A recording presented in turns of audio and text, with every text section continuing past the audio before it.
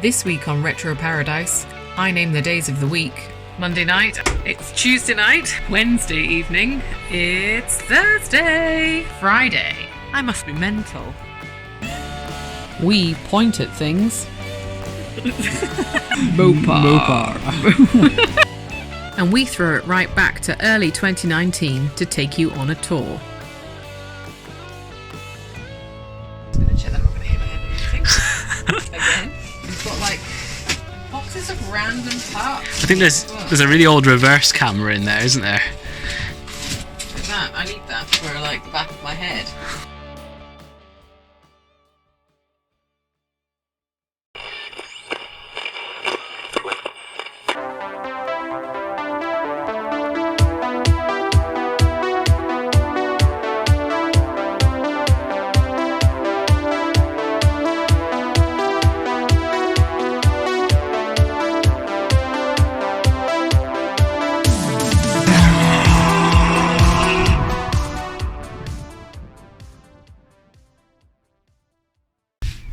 So we didn't really give you a proper tour of this thing last time, so come inside and see what it's like. Here we come into the cabin. Passenger side seat has been removed at the moment, which allows us to get this casing off much easily. This is where the engine sits underneath. Come in. As you can see, it is quite wide. Everything is storage. Most important bit, wardrobe. We have two. This is the other one here.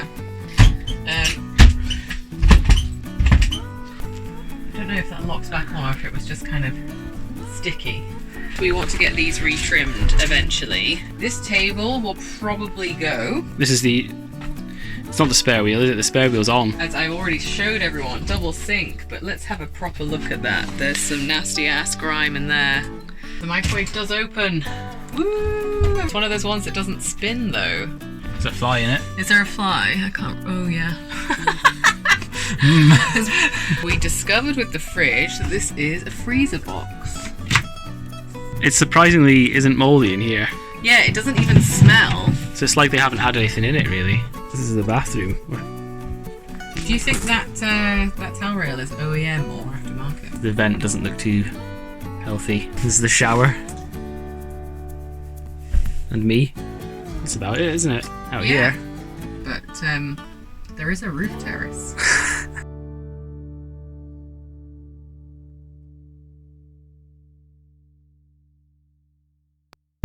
Classic Retro Paradise style. We have just come to move the Winnebago, take it back to the house, and we've just realised the Winnebago battery is still in the Vectra. We've also Eddie's worked out that if we leave the Vectra running, it doesn't need a battery in it, so we're just going to have to sit there running, take the battery out of that, pop it on the Winnebago. I mean, you just couldn't write this stuff. Unbelievable. By the skin of our teeth. It's also 25 to 4, and we need to be out by 4.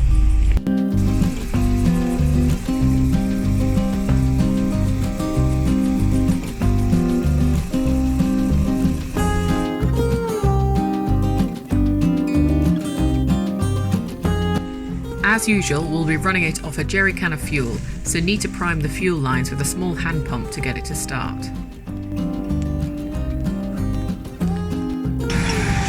Started up first time. Miraculously.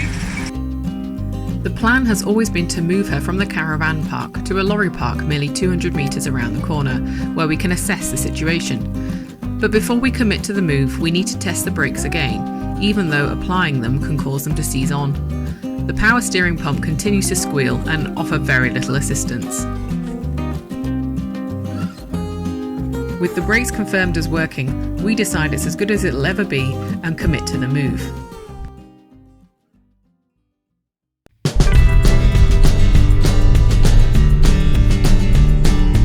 She is motoring. Even the brake lights work.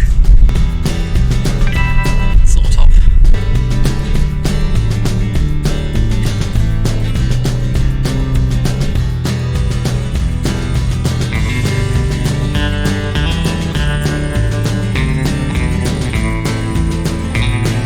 Off she goes to the lorry park.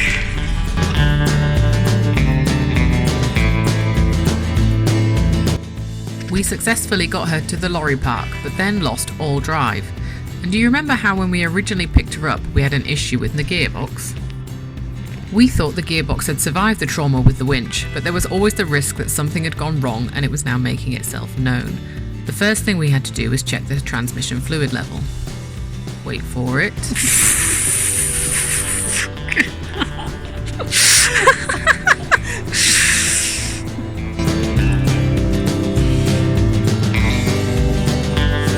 Anything? No. No, dry as a bone. I'm not really sure. It's rusty. With no fluid in the transmission, we needed a late night trip to Halfords and just had to hope that they would have the right stuff.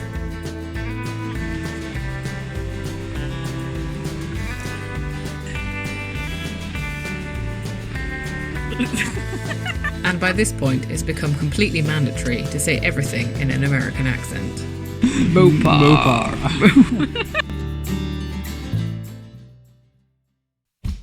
So the plan is to pour it down that pipe? Yeah. A pint of it. A pint.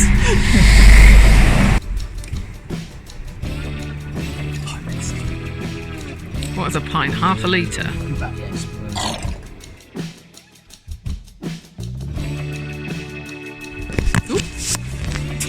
Good filming. Professional.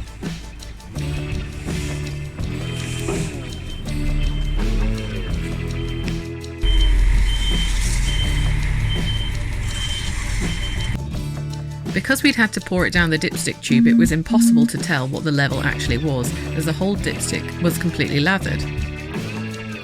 The next disaster to befall us was a rusted Jubilee clip that crumbled under pressure and set one of the coolant pipes free. Thankfully, the pipe seemed to have survived, so a replacement Jubilee clip would get us home. Oh, and if you're wondering about the beeping in the background, the Winnebago had broken down, leaving a gap just big enough for an articulated lorry to reverse into. But it took 4 attempts and 17 shuffles for the very impressive Polish lorry driver to get his vehicle in the spot. And then we set off probably 5 minutes afterwards.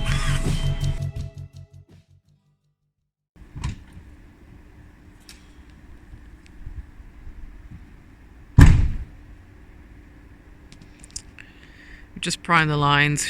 Got to see if the carburetor's flooded or if it'll start.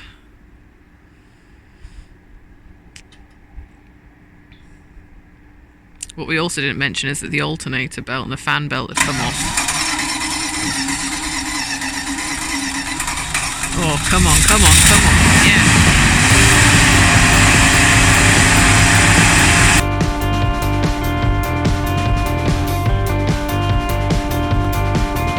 We've lobbed half a litre of transmission fluid in there and she is away.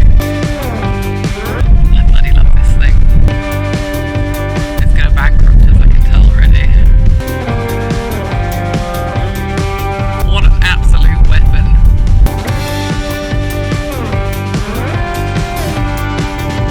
Look at it! Please don't break down.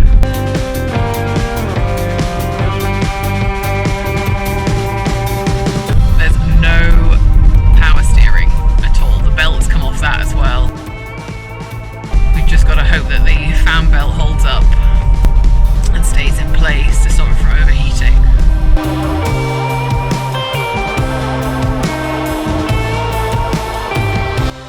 It's hard to believe that after 20 years of being left to rot, including 1 year in our possession, that she's back on the road, albeit briefly. Once she's back to the house, we can begin work to bring her back from the brink.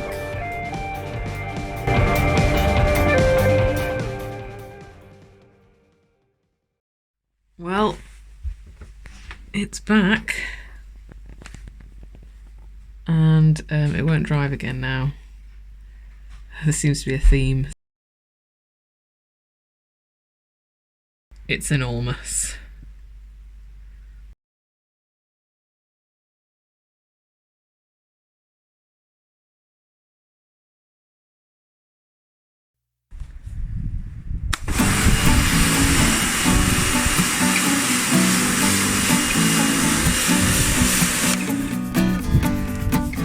It seemed ridiculous given, quite literally, the scale of the project ahead of us, but the first task had to be to wash it, at least to try and make it less of an eyesore.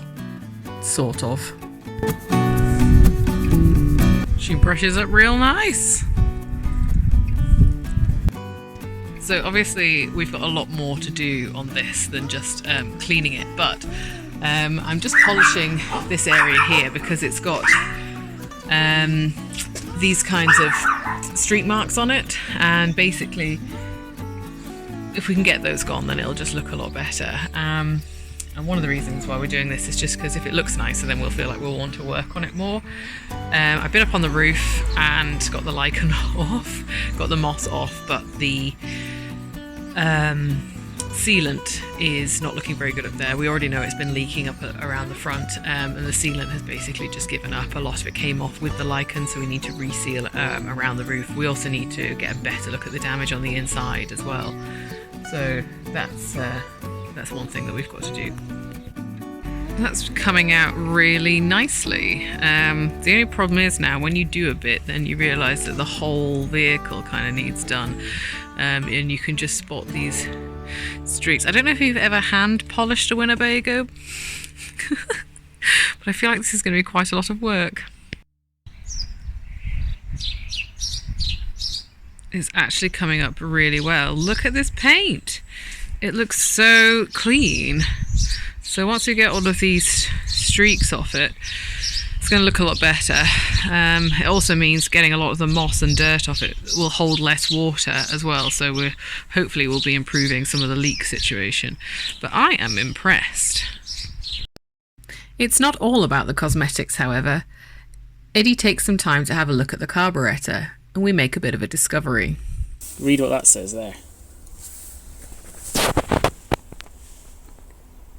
Thermoquad!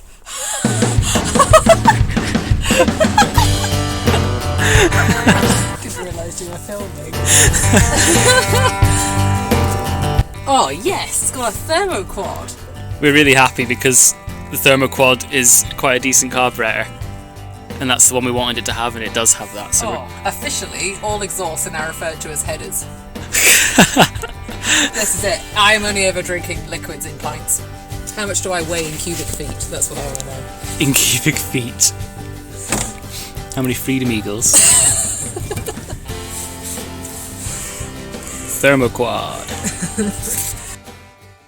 It's time for a bit of YouTube history.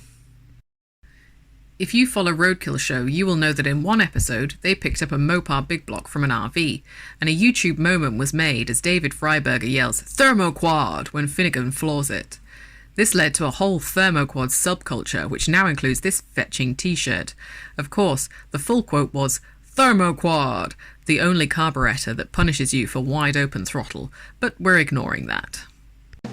Before we could focus on the engine, we really needed to focus on the roof and the interior and get her sealed.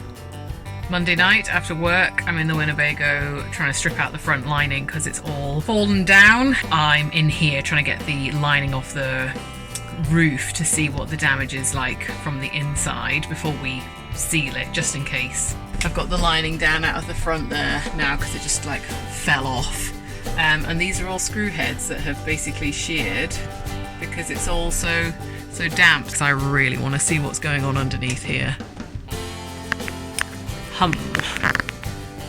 So I just started pulling and it all came down and it's all really quite rotten. So we can see where the moisture has been really coming in. It doesn't look nearly as bad over that side. It's all over here, so I really need to focus on there for my sealant. It's Tuesday night. My enthusiasm remains for the Winnebago. We're finding out a bit more about what is actually going on with this now, and because the wood is holding the moisture, it should help me trace leaks from the outside. If you can see that, a big wet patch in the middle here. It's really damp over that corner and less damp over in this corner as well. You can see that this cross member is really rusty. Wednesday evening, we had a bit of a downpour today at 4 o'clock, and really glad that we've taken down all the inside of the roof at the front here because we can see just how bad the leak is. That is just sodden. I mean, it was damp yesterday, but that is proper wet. Good news, everyone. So while it is leaking a lot more at this corner, this side is completely unaffected. We do have a leak just here. The majority of it isn't actually too bad. It looks like the major leak is at the front. So we're up on the roof now. This is actually the slippiest thing I think I've ever been on. But we're just gonna go check out the sealant and see what lies ahead. My knees are getting really wet. Oh, this is actually horrendous. Let me get my other torch out. My knees are wet. This is uncomfortable. Look at this. That's actually just a hole. That is a proper hole. So much so that I daren't even go into that corner. You know when it's like about 9 o'clock at night and you're like, oh, I'll just quickly go and stick this piece of tape on. You realise it doesn't stick because the roof's filthy and you end up cleaning the roof. I must be mental. But it is my responsibility to get the inside sorted. I'm taking it seriously. My torch has died, but I discovered a few more holes. One here, it's actually quite bad because it's quite far away from the edge, so you can kind of see where it's got really shiny there. That's a dip where the roof separated. This bit's not great here, and then obviously there's the original hole there, and I think because it's near the edge, it's not dipping in so much, but I've done the whole lot. I actually almost can't wait for some rain. See if that's sealed.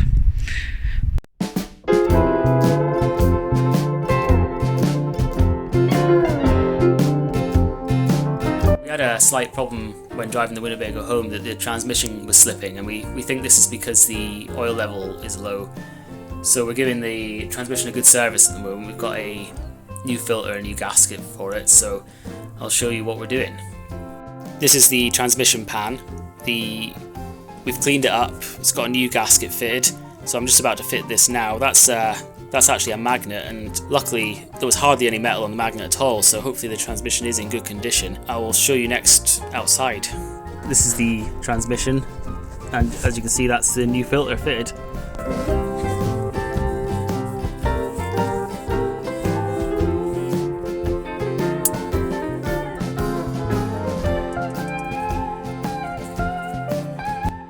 Drawing the pan up to the transmission is a laborious task because you have to keep everything level. So Eddie has to go around multiple times, drawing up each of the bolts, one after the other.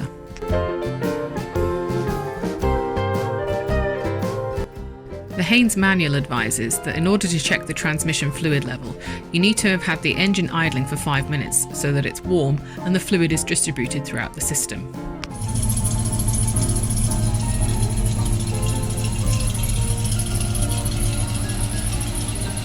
Eddie has a piece of cardboard down to check for leaks, and the vehicle is jacked up at the front to take account of the slight slope that our road is on. With the fluid topped up and the transmission confirmed as serviced, it's now time to look at the brakes.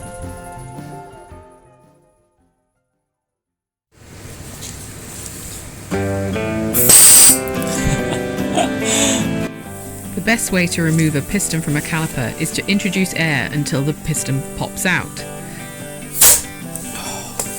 Fuck's sake. But to film this is harder than you might expect.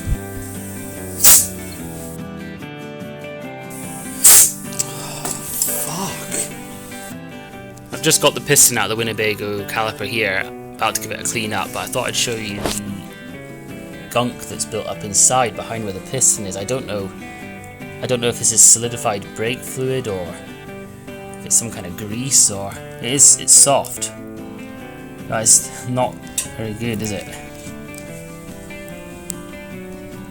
So I'm going to give these a really good clean up now. As part of the braking system overhaul, we need to replace both the hoses and the lines. We are manufacturing our own out of copper nickel brake line and brass fittings.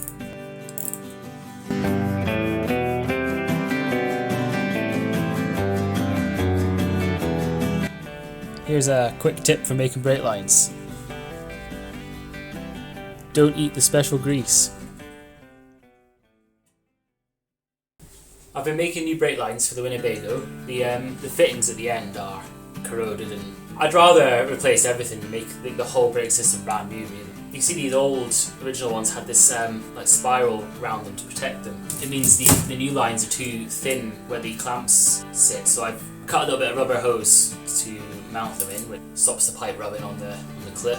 Shape is a bit different. Proportioning valve is in a different location, and I'll show you them side by side. I've got them pretty close, to be fair. It's never going to be exact, but as long as it's not rubbing on anything, the car should do the job. So I'm going to go fit this now. With the brake lines fitted, it's time to top up the system and bleed it again.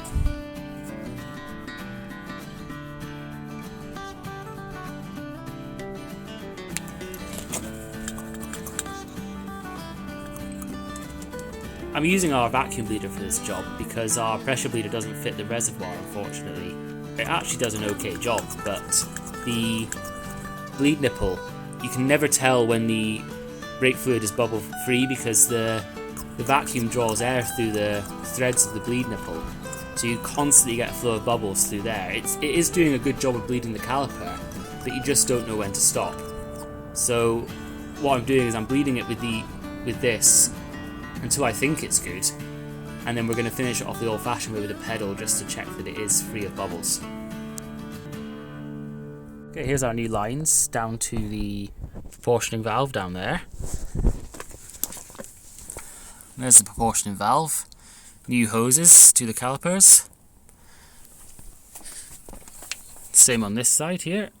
There's a long brake line that comes across here, that one I showed you actually. And finally the calipers. Now, we took them off. We bought a seal kit for them, but upon looking at them, they're a bit past it, to be honest. I've cleaned them up best I can. I put the seal kit in, but decided new calipers aren't that expensive from Americas, but I threw these back on for now, and this one here, even though I've cleaned it up, it's still binding. We're just getting ready to move the Winnebago back to the lorry park. We've had a bit of trouble, the engine won't start again. It looks like it's flooded at some point earlier when we were running it. It was just really lumpy on the idle and then it cut out and it wouldn't start again. So this is going to be interesting to see if it'll even start. There's a bit of a leak from the servo.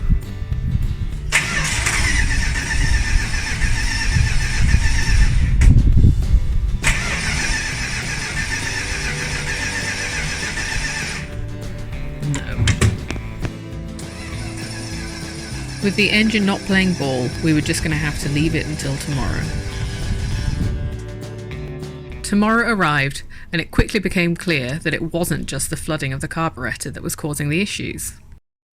I'm inside the Winnebago here, having a look at the engine, because it was running badly yesterday and it then cut out and it flooded, and there's so much fuel everywhere, it flooded so badly. So I'm having to, I've got all the spark plugs out right now, they're drying off because they were so covered. And we've got a load of parts to change in this engine, pretty much most of it, on the outside and a full service and everything, but I was holding off on doing that for a while. But the HT leads, I'm going to have to change them now, so I've got the parts already. A mouse or something's eating away here, and on this wire down in here as well. So actually when I went to put my finger over one of these vacuum ports yesterday, stupidly, and as I passed my finger over, I got the biggest shock of my life straight from the coil. I'll turn it over just now because you should be able to see a spark coming from here.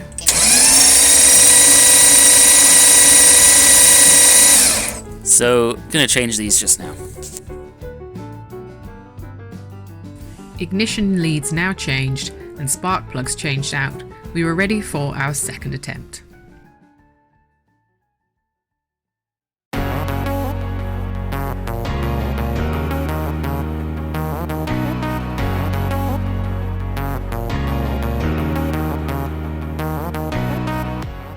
We're taking a different route this time because it's in the daytime, so there's more traffic. Brake lights still work. This is a fucking nightmare. There's traffic lights, and if it cuts out and floods the engine, it will not start again.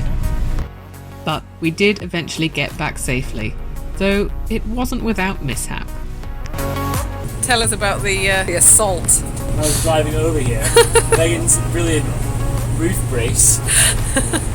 This one here, first pulled out of the street.